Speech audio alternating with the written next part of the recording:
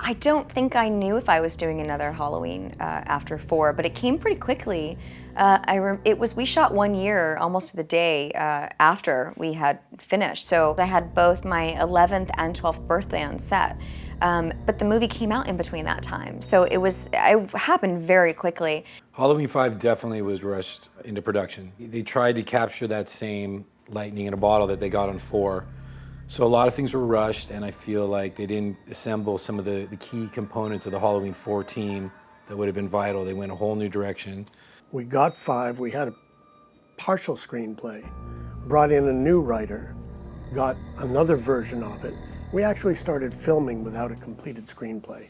So it was sort of a whirlwind. I remember getting the script and being so excited because I was the lead now. I mean, I had so much that I got to do and had to do. And Dominique was a director that was actually recommended to my father by Deborah Hill. Once I had come on, Dominique was already writing.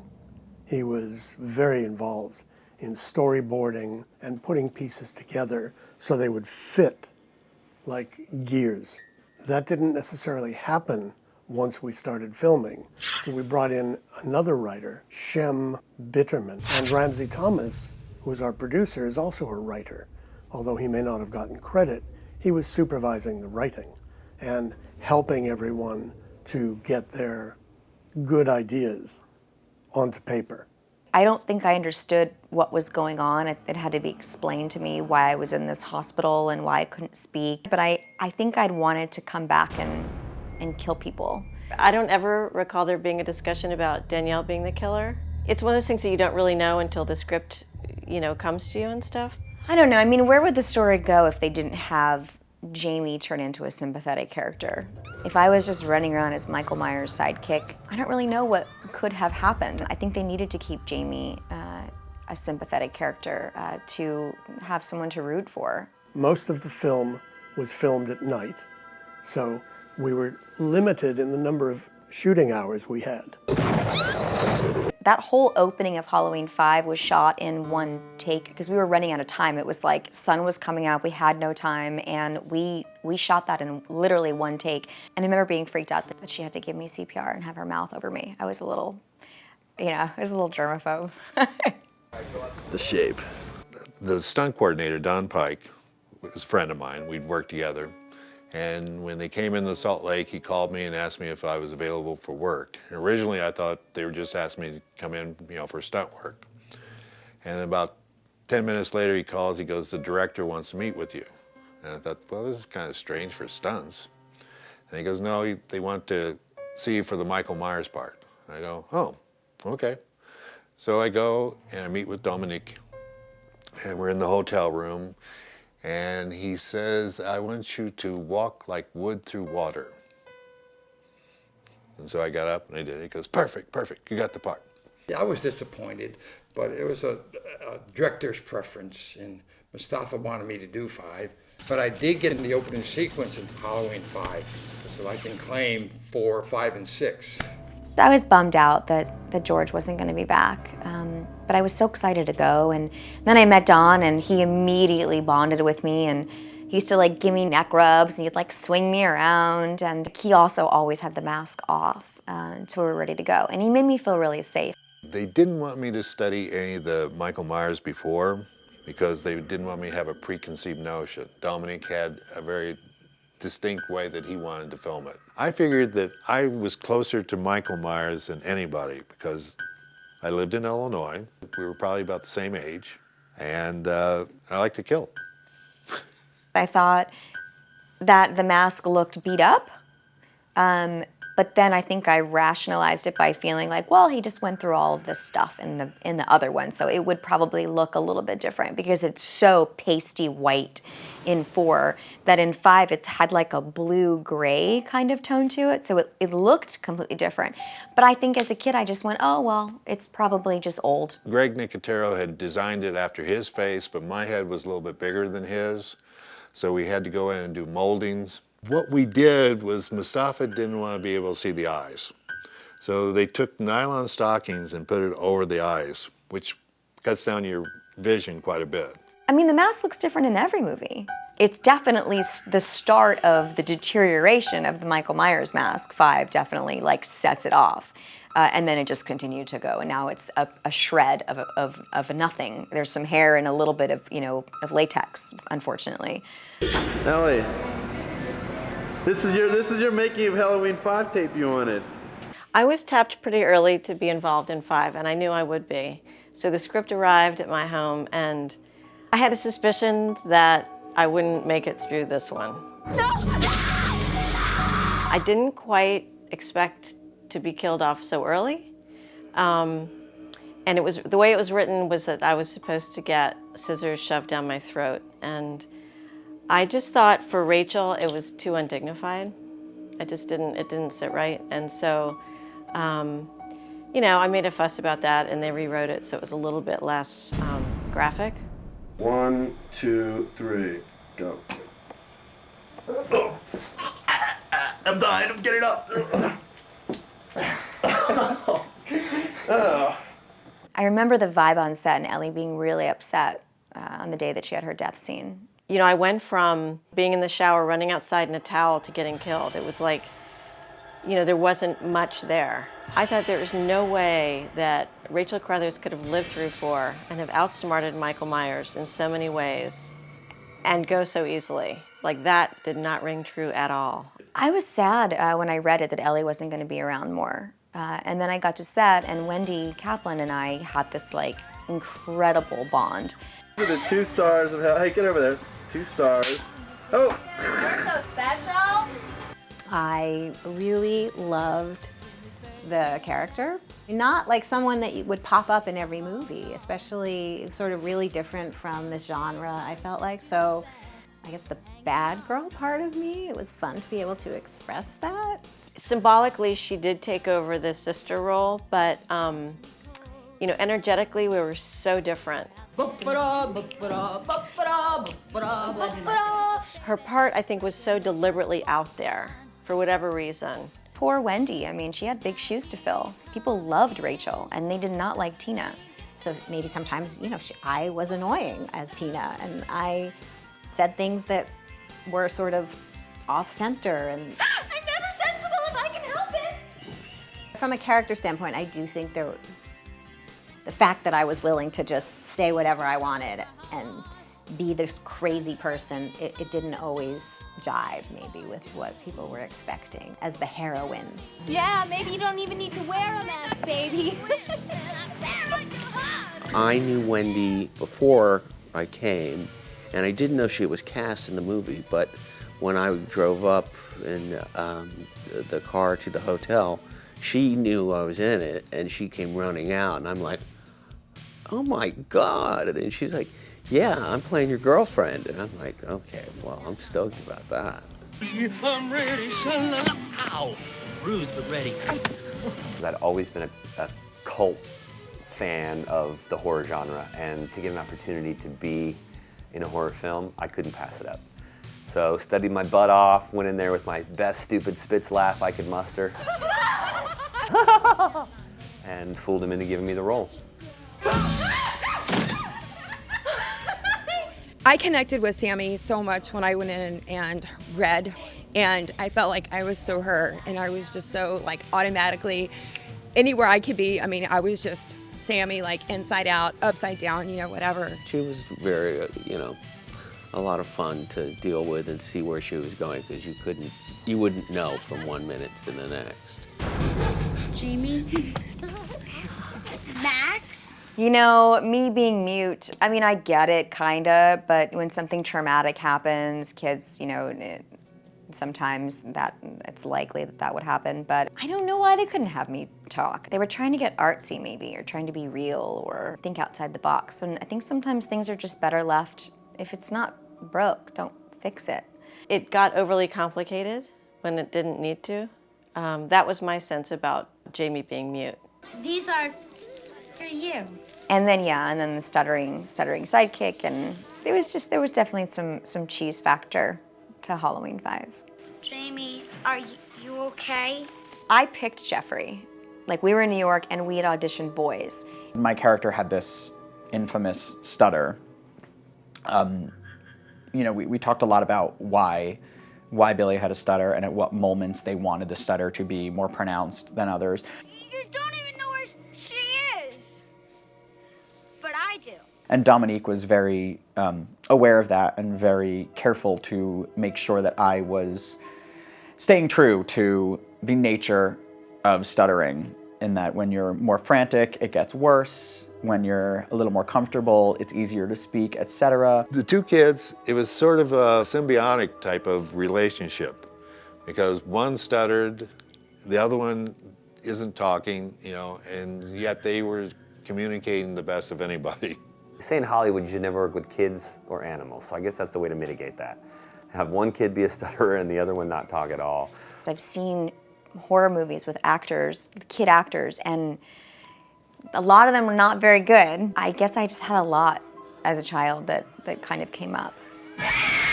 Everyone on the film was so wonderful and so aware of the fact that Danielle and I were children and were very patient with us and careful. Obviously, she was carrying this film so much, and I thought the way she handled that and the way that she led everyone on the film was really wonderful. You sense something, don't you? Tell me what you know. Right. Donald and I were much closer in this. Again, he only came on set for like a week or so I didn't have, we had a lot of stuff in a very, short amount of time. He had difficulty in getting in the country. The head of the Utah Film Commission helped us to get the proper visa for Donald Pleasance because his visa had expired. One night he did come and I had been wrapped for the night. And it's a scene in the woods. I'm supposed to be in the woods, but he can't see me, he's yelling. And he came and he knocked on my door and he goes, might I impose on you that I would like you to be out there. Even though I can't see you, I want to know that you're there. And I said, sure. I was scared of him too. Donald Pleasance yelling in your face and shaking you. I was like, oh my God. I wondered what the smell was that was on Donald Pleasance's breath. And now I know, as an adult, it's bourbon. You know, it's an interesting thing for someone because he has all this stature and he's doing a horror movie, but he treated it like it could have been, Shakespeare. When we were doing the scene where we're on the staircase and he's trying to talk me out of it and take the knife away from me, well, Donald wanted to do the stunts himself. He wanted to be able to, hit that window so they could see the expression. So we did the window, I slammed him into that, but they wouldn't let him do the one over the railing. They thought that was a little too much. I was a child, he was as an older gentleman. We would sit at dinner together, everyone, and he would tell great stories of his wonderful career, which at 11 years old I did not appreciate as much as I would love to be at that dinner table now. On set we had something called a triple banger where there's one trailer but there's 3 different rooms. One was for Jeffrey Landman, who played Billy, one was for me, and one was for when we did school. I remember seeing Donald's huge trailer and thinking, oh my gosh, there's a bed in there. How cool is that? Donald rapped and he said, my trailer stays and it's for Danielle. She's the star of this movie now. So he made them keep this big ass 40-foot trailer for me. And I just thought it was the coolest thing.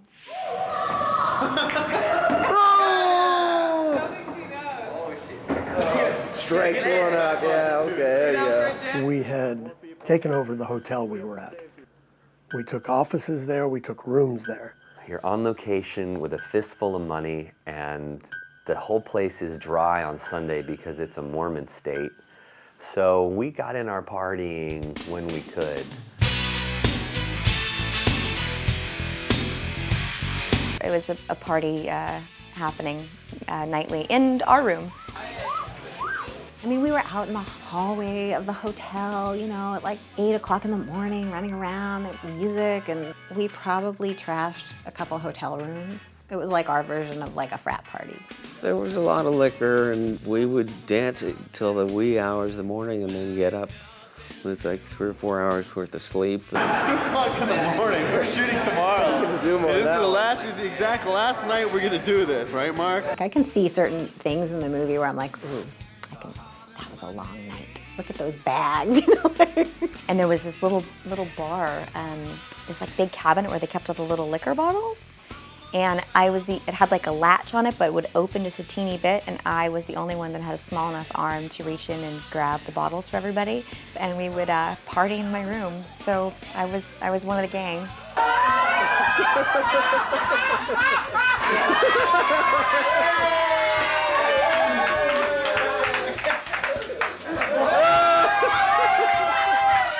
She was like a little buddy. I mean, she was with us all the time. A lot of dancing, a lot of crazy music, a lot of people hooking up with each other, and I'll leave names out of it. And hopefully, that spirit of genuine care for each other and the fun that we had making the movie, hopefully that comes across in the film as well. We really did enjoy each other. What do you think? Orders are orders. I look like a life-threatening situation to you? I didn't see any semblance of comedy. And the role that me and Dave were like these two clown cops, I thought, this is a little bit of an odd choice. It's unusual for this type of series, but hey, job's a job, you know, make it work. Those guys did a great job with it, and we all sort of saw it as a way to kind of open it up a little bit. Definitely not funny. Comedy is actually tough, because how do you do it without being cliche or trite or corny? And I took a little pass at it. I made some goofy, kind of cartoon music that went with it. All clear. Nothing above, nothing below. I wasn't expecting that at all. You know, I realized that we were the comedy relief, but I didn't realize that Dominique was going to go over, you know, take that extra leap and actually add in these sound effects that were these goofy sound effects. Fortunately, we're lousy cops. Sorry. Boop, blah, blah, blah, boop, honka, honka. Yeah. You know, you've got a Halloween scary groove, and all of a sudden this thing that's just like a cartoon cue. So that was an odd piece. And they kept it, so I guess it worked. The performers played enough of the humor without this music that sort of adds this silliness that I don't think is necessarily there or even really appropriate. When I came out of the house for the first time, when Ellie called the police, Pretty Woman, I thought, wow, it'd be great if this cop is attracted to her.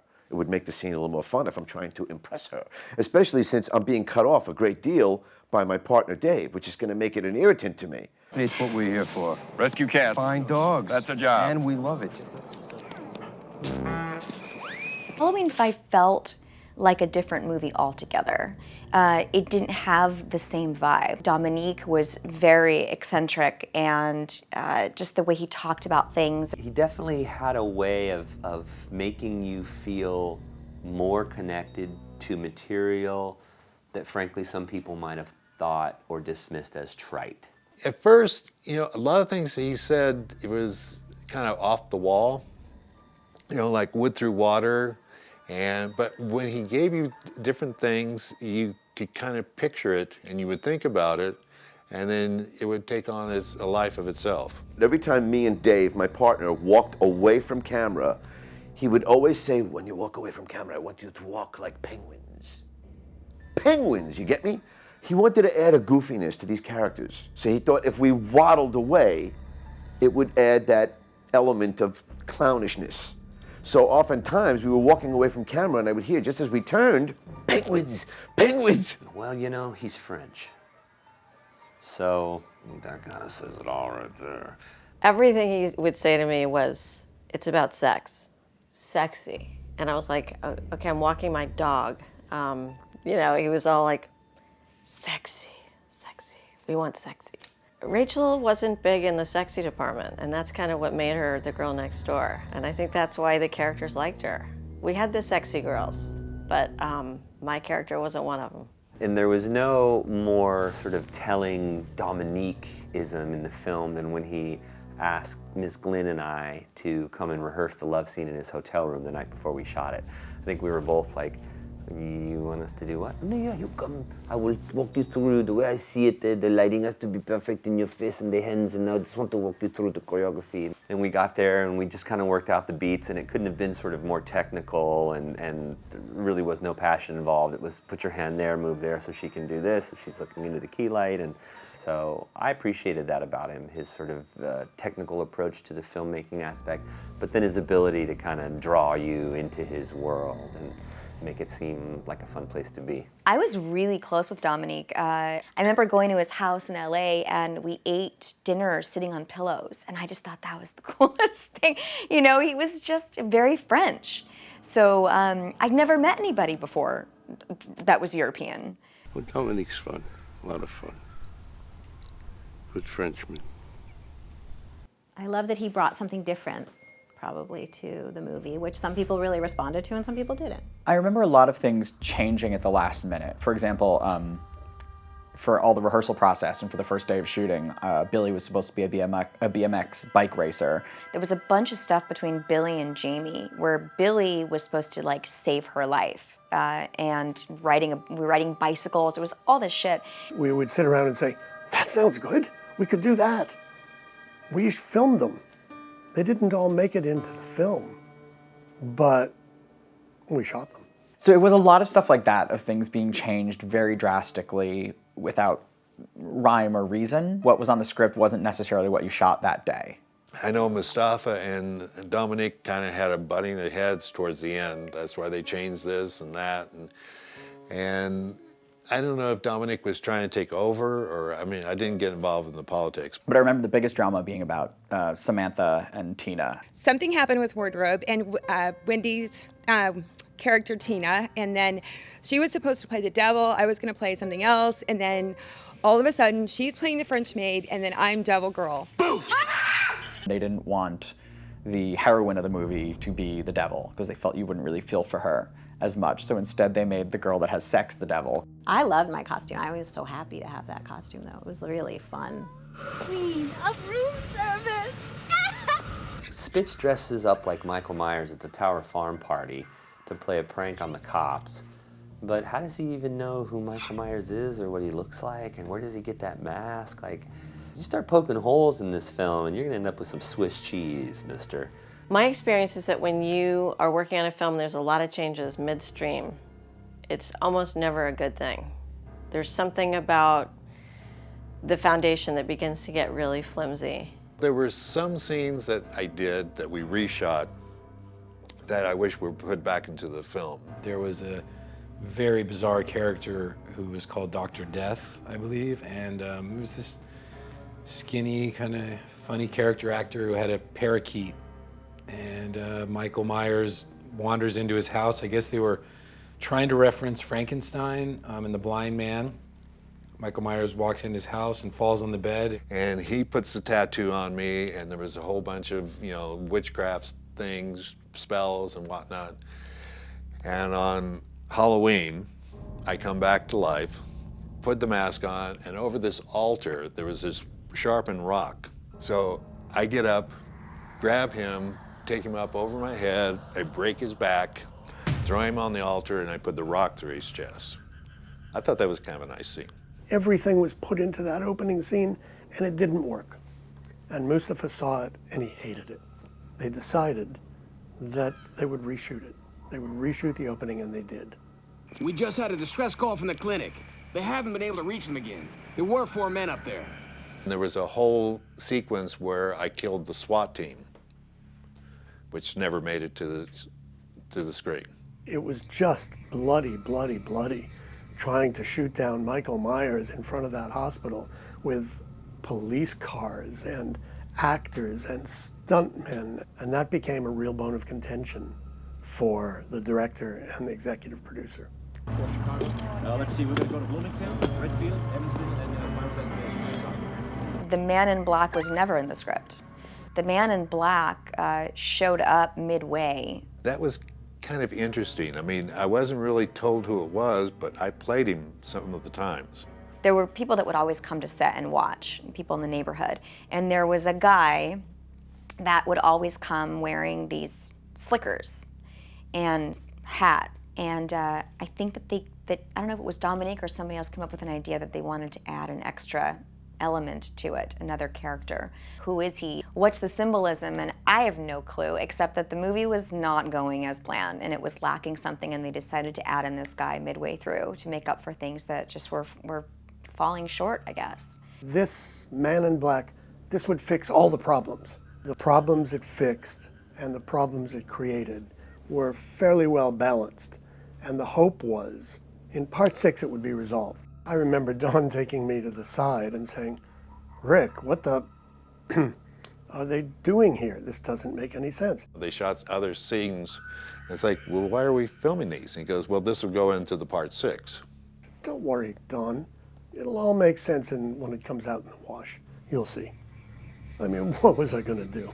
The only thing I vaguely remember was that they said there was going to be some connection between him and Michael via they had the same tattoo. They said that, you know, it was sort of like, in my mind, I think this, but like Raising Cain, that either it was going to be like a twin, an alter ego, or during the year that they did this incantation and then it became another being. I do know, though, for a fact that at the end of 5, no one had any clear vision what the Man in Black was. Maybe Don had an idea, Dominique, you know, Dan Farron's at watching it in the theater somewhere. Everyone had their idea, but there was no one clear direction of what was going to happen.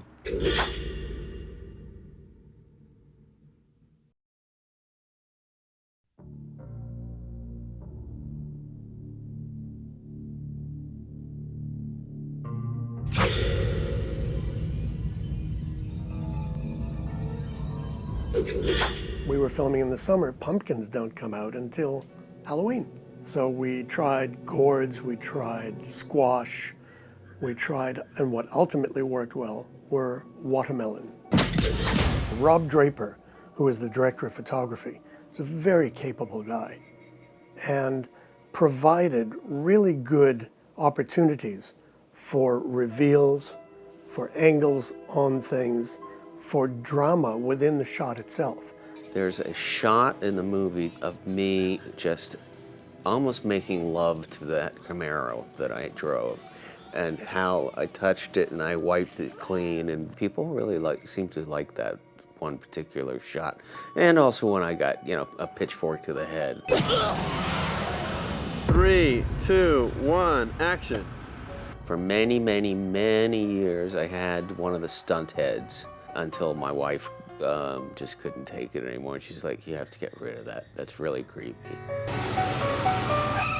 The Camaro, when I was driving it, there was something strange about the car. I couldn't put my finger on it, but it's like, you know, there's something just weird about this car. In retrospect, I feel like I was in the car, I was always creeped out. And it wasn't until about 2 years ago, the transportation captain, the guy who found the car, told me that they got it from a family that the girl had committed suicide in the car. I don't know if that vibe was there, but there was always something strange about that car. If you remember when Michael Myers takes Tina, he gets her in the car and they stop at a convenience store. When we shot the convenience store scene, they didn't have a lot of extras available because it was 2 or 3 in the morning. So I was there waiting for another scene to be shot, and they asked if I would put on a costume and play an extra in front of the convenience store. So if you see that scene, I'm dressed in a cat suit with a mask and a dark wig, and I look pretty hot. The Cro-Magnon, the Brute mask, that was sort of thrown in, and yes, at one time they wanted me to wear a Ronald Reagan because he thought that would be funny. But I don't think they could get approval for that one. When I was in the car with Don, he did creep me out. I mean, it's amazing what one can do behind a mask. And he did all these little subtle things with his eyes and his movements. When I was talking to Dominique, he goes, what can you give me as far as reaction? I go, well, stay on my hands.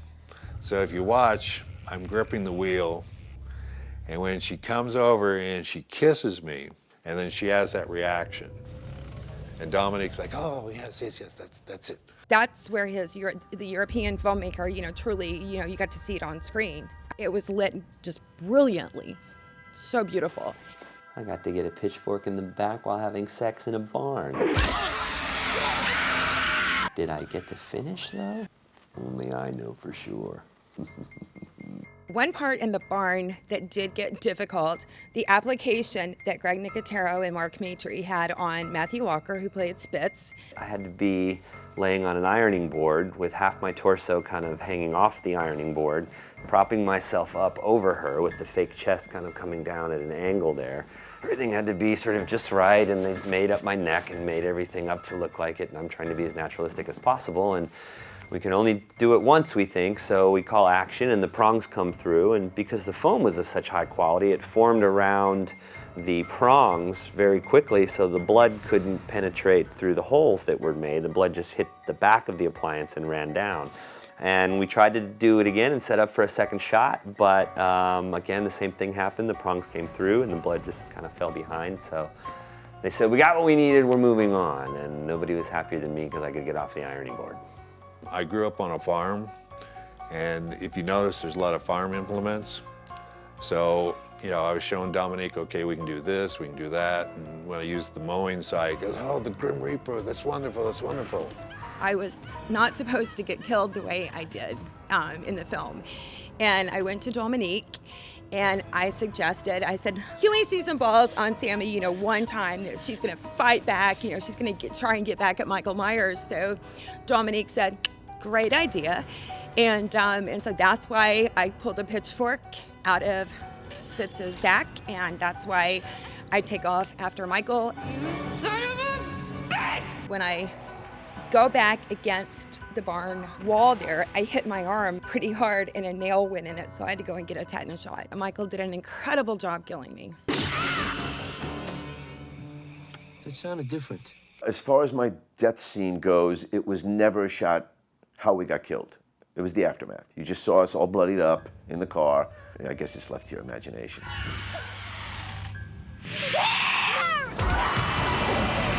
I mean, the scene where I'm running through the woods with Dawn, you know, driving the car, I had food poisoning that day. It was like throwing up in between takes.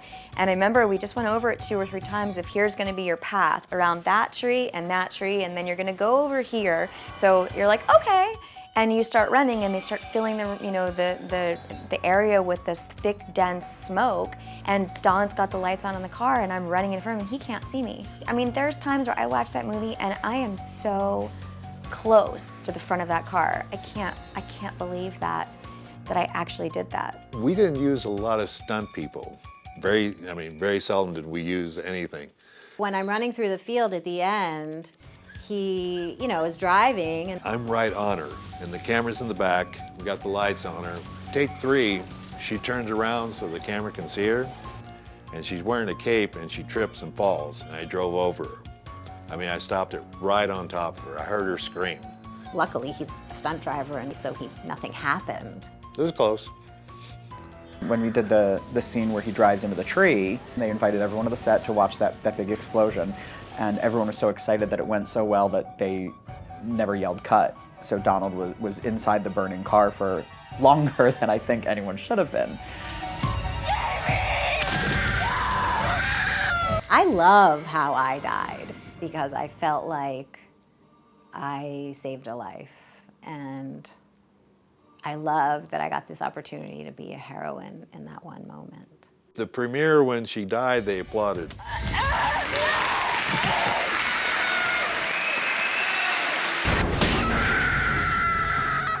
There was a scene where I'm in the laundry chute, and even that scene, actually, Dawn was stabbing it with a real knife, and I was in there, and I was not harnessed, and it was an air conditioning duct. I would sort of get in and wedge myself in there and put my feet up, and I just fit enough to where like I couldn't move. But then I was, I would let my legs go and I would hold on and try to grab at it. And again, there was nothing that was holding me up from completely falling and eating shit and hitting the bottom of this thing. And we marked out different places inside, and then I had marks on the outside where I could put the knife where she would be safe. Dom would come in and, okay, now make sure you keep your legs above here, Danielle. And I would go, okay, and I would hold my legs up and he would just jam a butcher knife through. So it's fucking crazy to think about it. But if she slipped or something, she was a real trooper, I have to give her that. There's a moment where my leg falls down and he's supposed to get me through the leg with the knife, and then he pulls it out and you see me like screaming, and then the next scene when I come out of the shoot and I fall onto the floor, if you notice I have a huge gash in my leg and there's like blood all down my tights. So we didn't reshoot the aftermath, but they completely nixed me getting stabbed in the shin from the movie. I had that leg for a while actually, and I gave it to a cousin of mine and he lost it. I think I worked on part 5, you know, it was a matter of days. And then I think they had to bring me all the way back so I could be the corpse in the attic. You want to fly back and shoot this scene, and then we're going to have a huge final after party. And I'm like, yeah, why not? Let me see. The only time that I thought it was weird was when he took his mask off. You can see that he doesn't look like what Michael Myers should look like because he's, you know, Indian, Cherokee Indian. Dominique thought that Danielle and I looked enough that we could be like father and daughter. I had long hair at the time, it was dark, you know, and we had similar features. You're just like me. And when we shot that scene, I had to cry. I think because I was so close with Dawn that we had this bond anyway. I just remember feeling emotional during the scene, and it's a great moment of vulnerability. I mean, I think you have to sort of show that in those characters for them to be somewhat likable, or at least know where they've come from and why they've ended up being the way that they are. They had a prosthetic ready in case they wanted to do a full face, but Dominique thought it was more effective just to see the one eye. And that when she reaches up, and this goes to the part 6 too, that they were shooting, that they were going to show more of it in part 6. That, you know, all of us would, you know, kind of gel together. I remember being scared that I was going to catch on fire because I had this big dress on that had all this shit sprayed on it that was like flammable, and I thought, oh God, I have a gallon of hairspray on my dress and I'm totally flipping out of this coffin and there's candles everywhere, I'm going to get caught on fire. So that was, I kind of needed him to be there to make me feel like I was protected. We're doing the fight scene, I do the thing with Loomis and they drop the chain, which was heavy as hell. We had a rubber 2x4, but it had a PVC pipe in it. And if you hit it on the 4 side, it was padded. And on the 2 side, there was less. And so he was getting a little bit tired, kept doing it. I mean, he did it, Don Pike did it, Dominique even did it. You know, hit me with that 2x4. But at one point, he turned it just a little bit and caught me on the nose and broke my nose. And Don came over to me and he goes, did he get you? And I go, yeah. He goes, you want to stop? I go, nah. I mean, I've been hit before, let's go. In the film, Donald Pleasance, this was supposed to be his last film. And it was written and we shot it that way and he was supposedly dead. He wasn't going to come back for part 6. He's laying on top of me and I'm supposedly dying, he's dying. And the lights are flashing and he whispers to me, he goes, now I get it. I abused you as a child. National Guard will take him to a maximum security facility where he'll stay till the day he dies. That shot, I always go, oh, Michael's just sitting in jail. I mean, I don't know. There could have been a better ending. The ending of 5, I think similarly to 4, what they were probably trying to get was some kind of cliffhanger ending, you know, that would try and bring the fans back. Who is this, what happened? So I think that was probably the idea, what they were going for with the Man in Black, but I think it wasn't successful. So when it came to do Halloween 5, the director, Dominique Orthen-Girard, kind of wants to go back to Halloween 1, in his mind at least.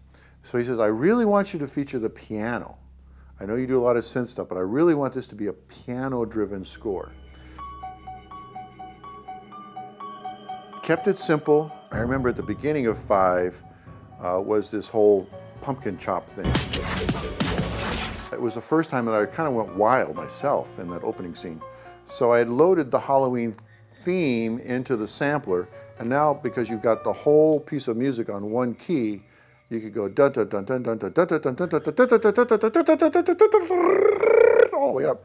So I actually kind of went for the craziness with the chopping of the pumpkin in that opening scene, and actually added the slicing sounds as a percussion instrument. Dominic was a little more involved. He would come over a lot. So I'd say where Dwight visited 3 or 4 times, I saw Dominic probably 10 or 15 times. He'd like twice a week, how's it going, kind of monitoring and giving me a little more guidance for where he wanted to see the accents go. But nice guy, really liked him. He kept it fun. I couldn't make it to LA for the premiere, so Mustafa sent my mom a bunch of money and said, create a premiere for her in New York. So my mom rented out a theater, and I got all my friends that were underage, and we all went to the theater to watch it. And there was probably like 40 or 50 of us. So we hooted and hollered and cheered and thought it was the greatest thing since sliced bread. But I think that as I get older and I see the 2 movies back to back and talk to the fans, they still love it, but they always say that they liked 4 better. I think 5 dissipated the interest level of the really diehard fans. That's why it didn't do as well at the box office. And I know, for some reason, 12 minutes into the film, audiences were seen like running for the exits. So I don't know. There were certain things that just didn't seem to jive, and certain things that they didn't seem to take care of. It seemed like in the rush to get it done, maybe there was a lot of cooks in the kitchen, but it's definitely a unique film amongst the series. It's got its own look and style and feel. The opportunity to do this film with so many creative people in one place really benefited the film. If it was a standalone project, I think it would have done very well. I think it's still some of the best work I've done as an actor. The movie's a good movie outside of it being a sequel to Halloween 4. I mean, if you just watched it outside and it wasn't Michael Myers, I think that it is a good movie. People are still watching it and still having a great time. Whether they love it or they hate it, they still watch it. So it's doing something for people. I get phone calls and texts and emails every year at Halloween when the film plays. I saw you in a barn get a pitchfork in the back, dude. I'm glad that aficionados of the Halloween series eat it up. They seem that they can't get enough. The fans are always, they're the best. And it's great to go out and they know it inside and out. They know everything about the movie. They know more about it than I do. I came to this convention, I was like, is anybody gonna remember me? It was kind of an oddity to me. Like, why would I go? They want my autograph? Are you kidding? Take a picture with me? Why?